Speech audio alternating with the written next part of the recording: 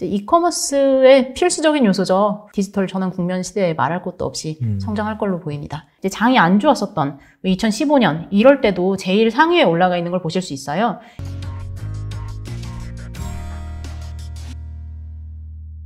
미래에셋 자산운용의 타이거 ETF팀 두지영 매니저님 모셨습니다. 안녕하세요. 네, 안녕하세요.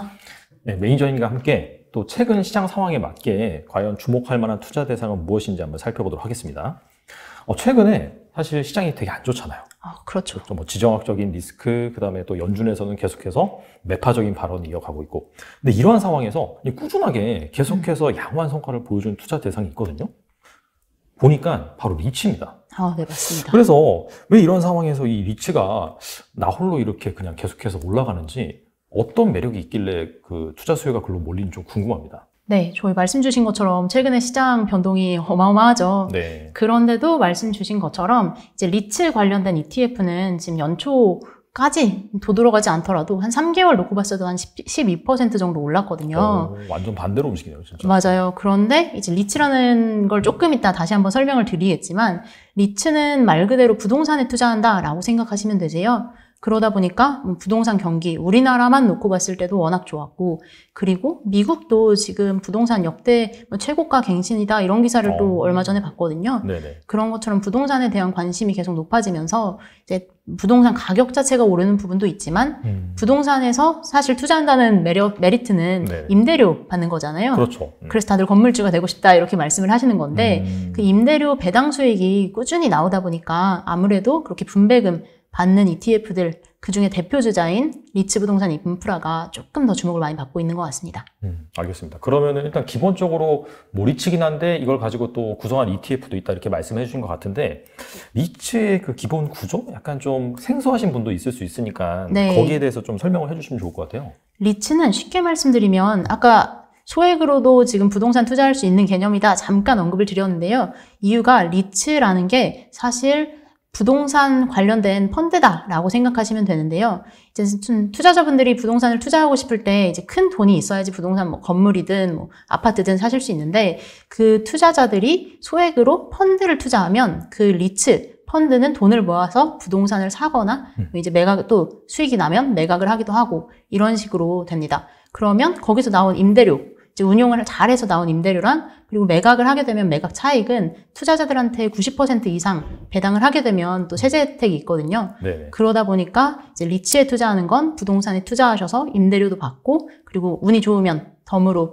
매각 차익까지 받는다 이렇게 생각하실 수 있을 것 같습니다. 알겠습니다. 이게 사실 뭐 그냥 단돈 뭐 얼마로 네. 그냥 주식처럼 사고 팔 수 있는 부동산 펀드다 그렇게 이해하면 되겠나요? 네, 맞습니다. 근데 약간 이건 좀 네. 요즘 약간 금리 인상기잖아요. 그렇죠. 근데 일반적으로 사람들이 생각하는 게 금리가 올라가는 구간이면은 부동산 가격 같은 경우에도 좀 타격을 입지 않을까 그렇게 생각할 수도 있거든요. 그렇죠. 근데 이런 상황에서 약간 좀 리츠의 매력 그럼에도 불구하고 좀 볼만한 포인트는 뭐가 있을까요? 일단은 말씀 주셨던 부분이 개인 투자자들이 아파트 사실 때는 정말 맞는 말이거든요. 사실 아파트 사려면 아무래도 대출을 하시니까 대출을 받으시면 이제 금리가 올라가면 내가 내야 되는 이자도 점점 더 많아지니까 그렇죠. 비용이 좀 더 부담이 되지 않을까. 그리고 리츠라고 한들 이제 전액 현금으로 투자하진 않을 텐데 그러면 여기 리츠도 비용 부담이 올라가니까 수익률이 계속 좋을 수 있냐 이런 말씀이시잖아요. 네네. 그런데 한 가지 좀 염두에 두셔야 될 것이 하나는 이제 금리를 올린다라는 말이 뭐 여러 가지 상황이 있을 수 있겠지만 어느 정도 경기가 좋을 때도 금리를 올리거든요. 그리고 이제 또 물가가 상승하기 때문에 금리도 올리는 부분이 있는데 지금 같은 경우에는 물가가 상승하니까 또 금리를 올리고 있는 상황이잖아요. 네. 그러다 보니까 부동산 가격 자체가 올라가는 부분도 있고요.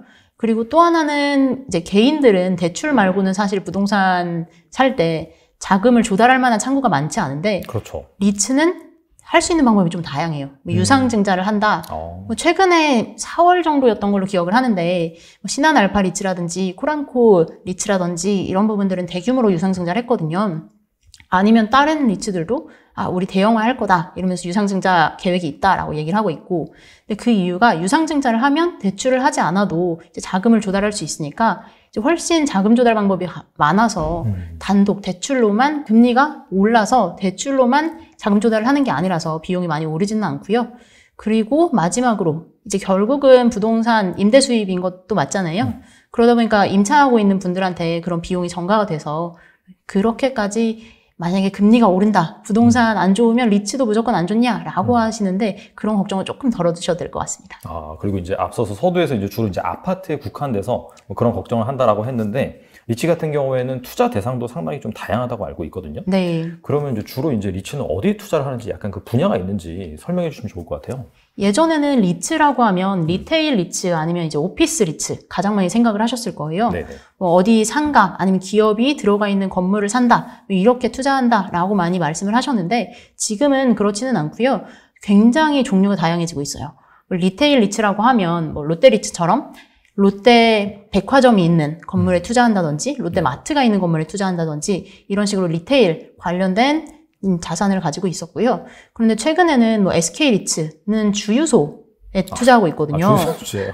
그럼요. 주유소에 이제 땅을 가지고 있는 거잖아요. 거기서 이제 투자를 해서 거의 전국에 100여 개 주유소에 투자를 해서 거기서 나온 임대료를 또 투자자들한테 돌려드리고 이렇게 자산이 다양화되고 있기도 하고 그리고 요즘에는 좀 이슈가 많이 되었던 게 주거용 뭐 리테일을 넘어서 데이터 센터, 물류 센터 이런 데도 투자를 하고 있는데 지금 코로나가 이제는 이제 막을 내려가는 모습이긴 그렇죠. 하지만 한동안 물류 리츠 그리고 데이터 리츠는 공실률이 뭐 없다시피 했거든요.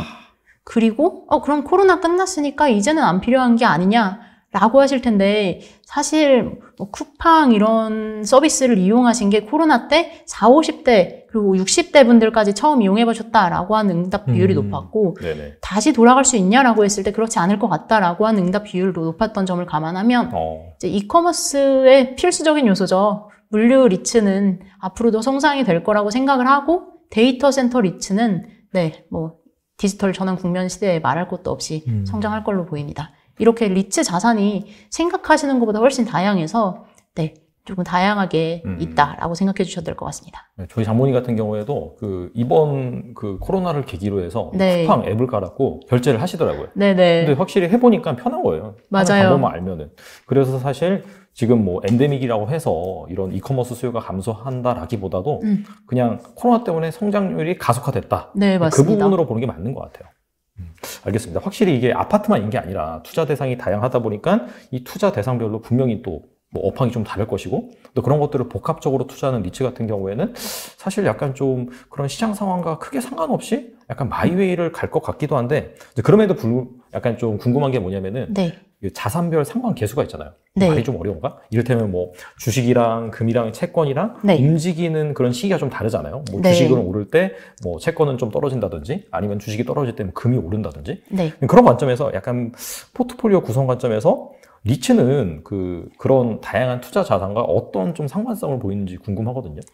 일단 오늘 말씀 나눌 주제가 리츠여서 제가 조금 신났던 부분이 있는데 왜냐면 이제 제가 좋아하는 여러 가지 ETF가 있지만 그 중에서도 리츠 관련된 ETF를 저도 가지고 있고 좀 좋아하는데 그 이유가 하나는 이 자체로도 매력적일 수 있겠지만 말씀 주신 것처럼 포트폴리오 분산하는 효과가 있고요. 이제 미국 리츠와 주요 자산관 상관계수 제가 지금 2019년 초 데이터를 가져왔는데 보시면 미국 기준으로 미국 리츠 주식은 0.65 그리고 다른 뭐 일본, 유럽, 한국 글로벌 주식이랑 봤을 때는 더 낮아집니다. 0.06 유럽 주식 0.35 그리고 한국 주식은 한국 투자자분들이시니까 중요하시겠죠. 0.08 정도밖에 안 되고요.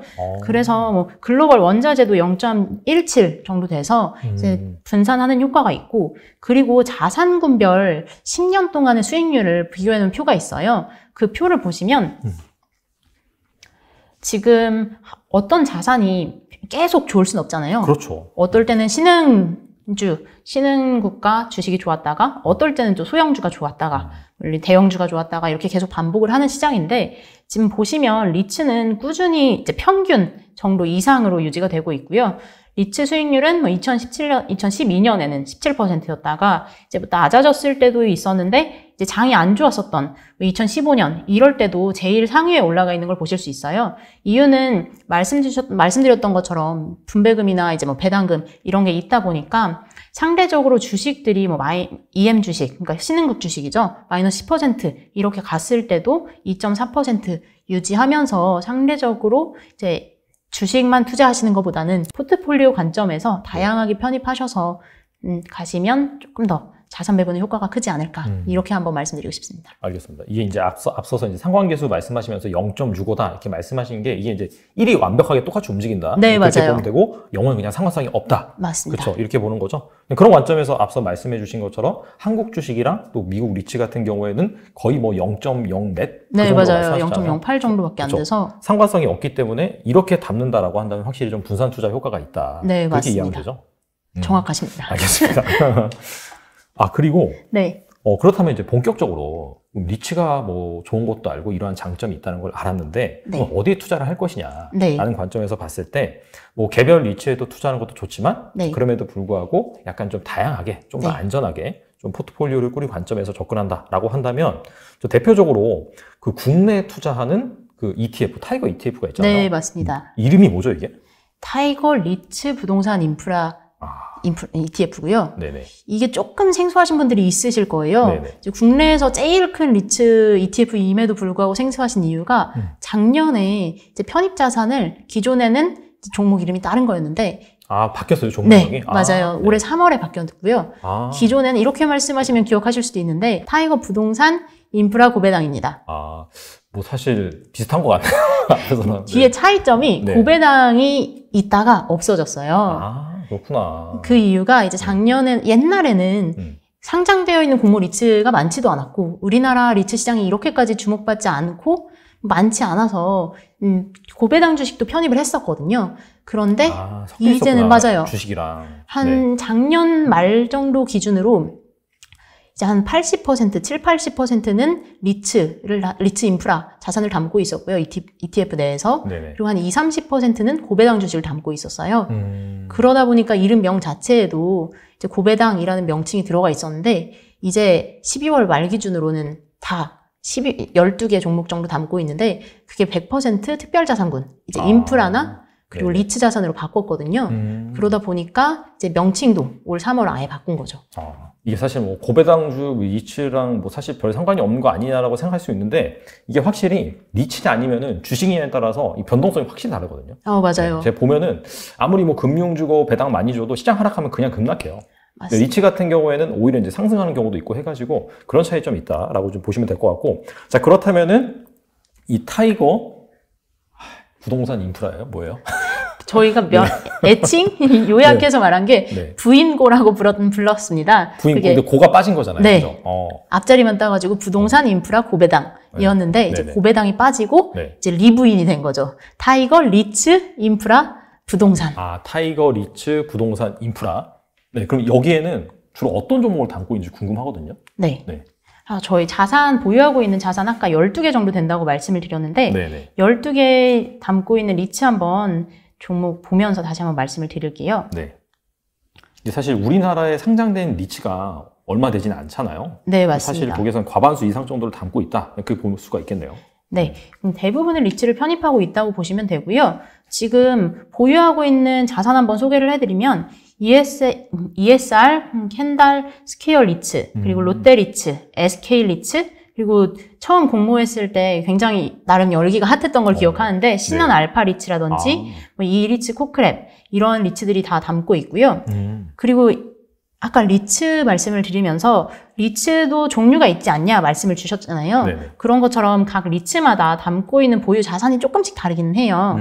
처음 말씀드렸던 ESR 캔달 스퀘어 리츠 같은 경우는 물류센터들 보통 위주에 많이 담고 있고요. 이천, 용인, 고양 이런 유명한 물류센터들 위치잖아요. 네네. 대부분 편입을 하고 있고 SK 리츠는 아까 주유소 담고 있다라고 하면서 나왔는데 SK 리츠가 주유소에도 투자를 하고 있고 SK 서린빌딩도 가지고 있고, 그리고 신한알파 리츠 같은 경우에는 이제 판교 내리면 새로 지었던 크래프톤 타워 이제 용산 더 오피스 프라임 빌딩 뭐 이런 데들을 가지고 있어서 임차인이 엄청 빵빵하겠네요. 맞아요. 여기 뭐 네이버도 있었고 그때 당시 스노우죠. 이런 우량한 임차인들이 많이 들어가 있어서 리츠 투자하실 때는 사실 뭐 부동산 투자할 때도 제가 건물주가 됐다고 가정을 하면 조금 우량한 임차인을 받고 싶을 거잖아요. 그렇죠. 그런 부분도 무시 못 하거든요. 그래서 임차인도 같이 감안을 하시면 좀 우량한 임차인을 보유하고 있는 자산들에 투자하고 있다. 이렇게 보실 수 있을 것 같습니다.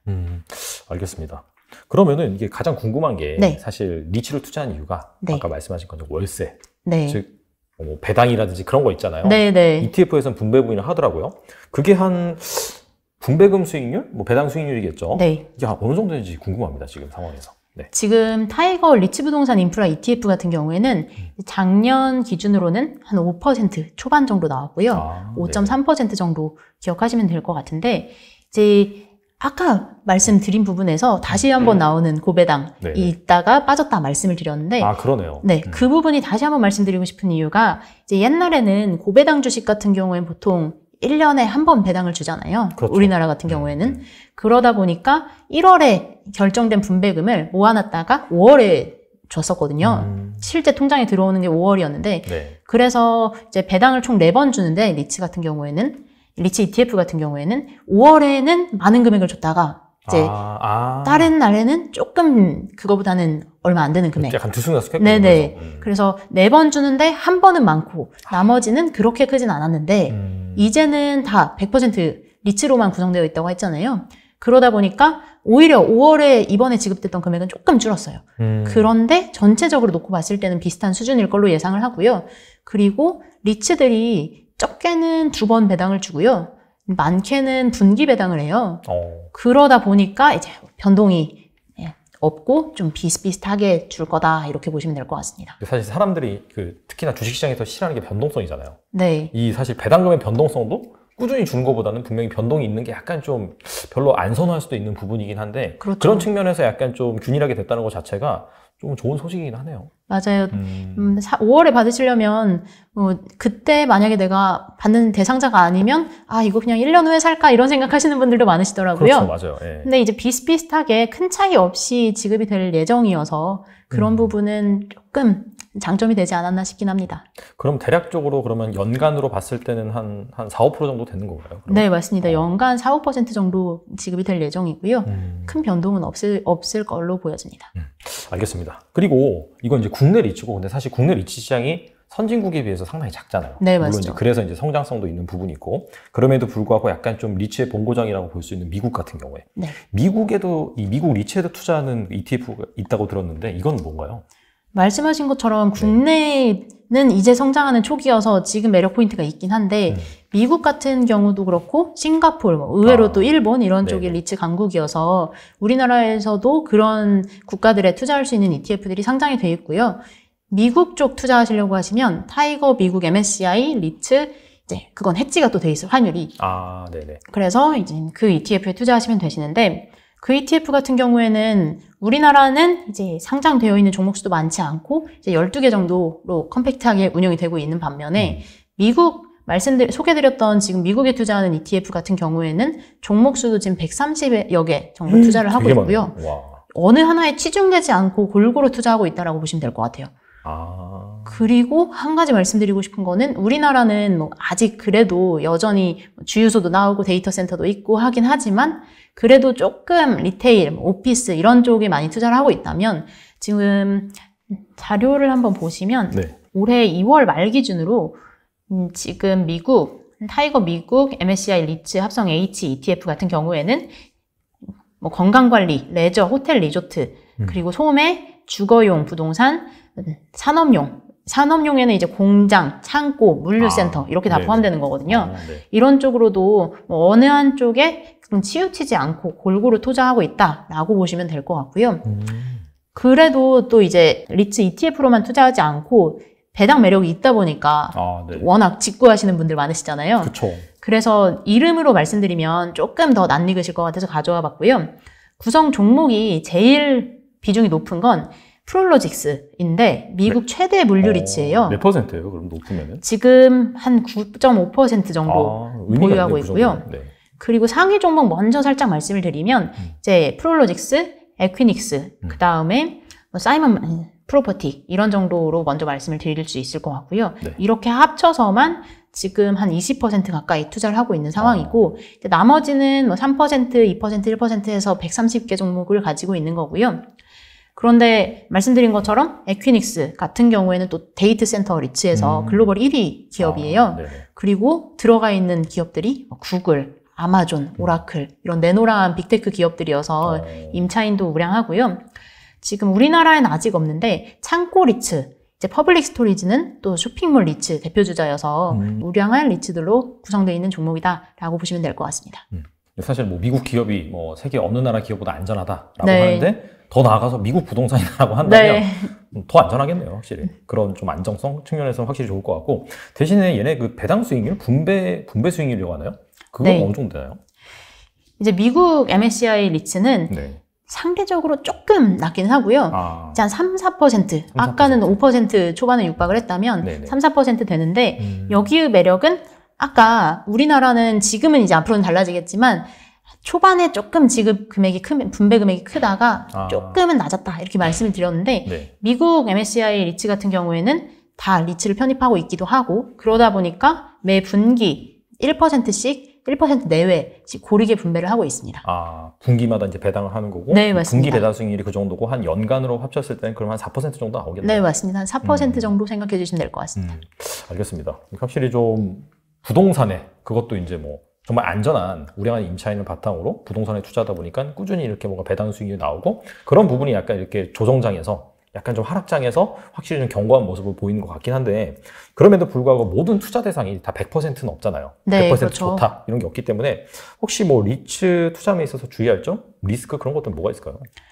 리츠 투자하실 때 주의하셔야 될 점은 일단은 리츠 개별 종목으로 투자하신다라고 하면 아무래도 어떤 한 섹터 지금은 리츠도 여러 가지 자산을 편입을 하다 보니까 이제 한 섹터에만 쏠려 있지는 않은데 그럼에도 불구하고 한 섹터에만 쏠려 있다라면 그 섹터가 조금 안 좋다. 예를 들어서 코로나 시기에는 롯데리츠 같은 경우에는 마스터리스 몇 년 동안 계속 거기 임대를 하겠다 이런 계약이 돼 있음에도 불구하고 주가들이 조정을 받기도 하고 그랬거든요. 그러다 보니까 그런 부분은 또 유의주의 깊게 한번 보셔야 될 것 같고요. 그리고 어떤 섹터에 특정하게 투자되어 있는 리츠다 이런 부분은 우려도 있겠지만 말씀드린 것처럼 누가 임차인이 들어와 있느냐 장기 임대 계약이 되어 있느냐 뭐 이런 부분도 좀 살펴보셔야 될 것 같습니다. 그래서 이제 질문은 물론 리츠 ETF에 대해서 주시긴 했지만 그래서 좀 다각화해서 분산 투자하는 것도 중요하다 보니까 이제 개별 리츠도 매력적이지만 성향이 맞으시다라고 하면 리츠 ETF로 이제 분산 투자해서 그런 염려를 조금 낮추시는 것도 괜찮을 것 같습니다. 그리고 이제 지금 상황이 시장이 지금 안 좋다 보니까 상대적으로 부각을 받고 오히려 이제 주가가 상승하는 그런 흐름이 나오긴 하는데 뭐 예를 들어서 뭐 다시 막 성장주가 엄청나게 달린다라고 한다면 확실히 좀 소외될 수는 있는 거죠. 그렇죠. 그래서 기대 수익률을 한 너무 높게 잡고 가는 것 자체가 좀 문제가 될 수 있다라고 이제 생각을 하는 게 좋겠죠, 아무래도. 네, 맞아요. 그리고 아까 도표 자산군별 10년 수익률 한번 같이 보여드렸었는데요. 거기서도 보시는 것처럼 이제 리츠가 그러면은 수익률이 지금처럼 아까 3개월 동안 한 10몇 % 올랐다라고 했는데 그렇게 좋냐? 그렇지는 않고요. 말씀 주신 부분처럼 이제 주식시장이 안 좋았을 때는 상대적으로 이런 여러 가지 장점들 때문에 좋았던 거지. 어떤 해에는 2% 수익률, 어떤 해에는 자산군 수익률은 상위에 기록했지만 3% 이렇게 낮기도 해서 꼭 내가 지금 보았던 연초부터 보았던 수익률이 무조건 갈 거다 이렇게 생각하시는 것보다 가치가 상승하는 ETF 가격이 상승하는 건 조금 덤처럼 생각을 하시되 분배금에 조금 포인트를 맞춰서 투자해 보시는 게 어떠실까 싶습니다. 뭐 테슬라나 이런 거 생각하고 투자하시면 절대 안 됩니다. 최근에 주가 좋다 그래서 확실히 좀 얻는 게 있으면 투자라는 게 약간 잃는 것도 있기 때문에 그런 부분들을 잘 감안하셔서 투자하시면 좋을 것 같고요.